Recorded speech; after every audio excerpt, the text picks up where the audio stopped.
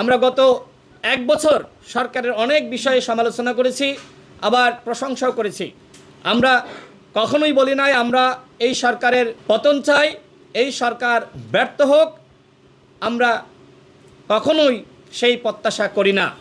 আমরা সরকারকে বলতে চাই, আপনাদের হাতে আর যতটুকু সময় আছে আপনারা এই সময়ের মধ্যে ঐক্যমতের ভিত্তিতে প্রয়োজনীয় রাষ্ট্র সংস্কার করুন এবং একই সাথে বিচার বিভাগের স্বাধীনতা নিশ্চিত করার মাধ্যমে আপনারা বিচারের সঠিক গতিপথ নির্ধারণ করুন। এবং নির্বাচনের ব্যাপারে মাননীয় প্রধান উপদেষ্টা যে বক্তব্য দিয়েছেন, আমরা মনে করি তার এই বক্তব্যের মাধ্যমে ১/১১ সৃষ্টির যে ধোঁয়া তোলা হচ্ছিল, জনগণকে ভয় দেখানোর যে চক্রান্ত করা হচ্ছিল, সেই ভয় দূর হয়ে গেছে।